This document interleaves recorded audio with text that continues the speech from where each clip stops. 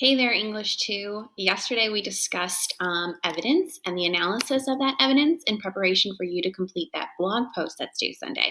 And I've gotten a lot of questions. Most of it's technology related, and you're really struggling to access my videos. So I'm really working on that. I think from now on, I'm going to start putting them on YouTube and then linking that YouTube video to Google Classroom. So hopefully that will get rid of all those technology issues we're facing.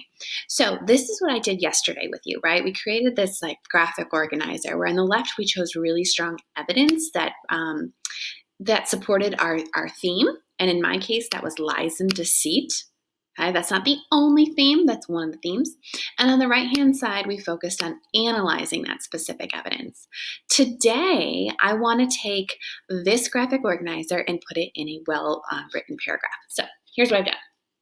And I'll make sure I upload this to today's update too on Google Classroom, this paragraph.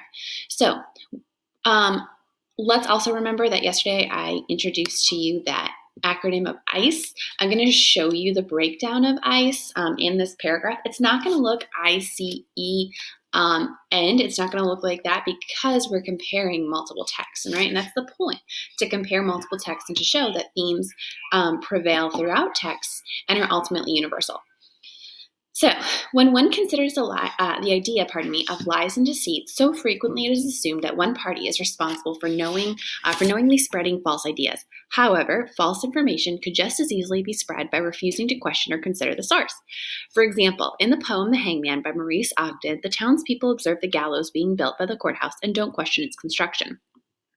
One might assume that the gallows were built with just cause because of their location next to the courthouse. Since a courthouse symbolizes law, the townspeople may have assumed that the gallows were intended as a consequence for some infraction.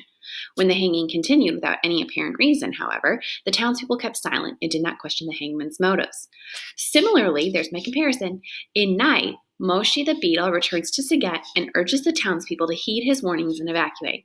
I no longer care to live, I am alone, but I wanted to come back to warn you, and that's on page 7. Instead of questioning what Moshi the beetle is warning, the townspeople ignore him and label him as crazy since they can't imagine such a large injustice on humanity. Both of these examples prove, Both of these examples prove that lies and deceit are powerful instruments in subjugating entire communities. Sorry, my alarm's going off. I have a call in 15 minutes. Okay, so when I'm looking at that ICE strategy, the first thing I'm looking at is my transition. And remember that I doesn't stand for transition, it stands for introduce. But how do we do that in a body paragraph? We transition into it and we make sure that all of the ideas that came before it and all that will come after it represent a clear line of reasoning. So I'm going to go ahead and label this here. Introduce, and that's my way of transitioning.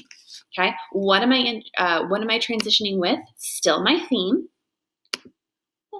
Idea of lies and deceit, right? And then I'm going to transition into my evidence, right? And so that starts here with my first one. So I'm going to call that C for cite. For example, clear indicator, clear transitional phrase. In the poem The Hangman, notice that I've put that in quotation marks because it's a shorter text, and I've included the author. So now I've cited it appropriately. The townspeople observe the gallows being built by the courthouse and don't question its construction. Is this directly cited evidence? No, it's summarized. It's summarized text. And that's okay. It's still a citation. It doesn't have to be in quotation marks and include word for word what the text says. Next is my analysis. One might assume that the gallows were built with just cause because of their location next to the courthouse. Since a courthouse symbolizes law, remember that was our rhetorical strategy, symbolism. If we look back up in our graphic organizer, we would see that.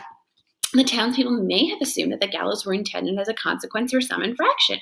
When the hanging continued without any apparent reason, however, the townspeople kept silent and did not question the hangman's motives. All right, so this, everything after the quote itself, is my analysis, my explain. All right, and I've made sure that I've included my rhetorical strategy there. Where's similarly? Similarly. All right, so here I've made a comparison to another text. All right, and there's my transition.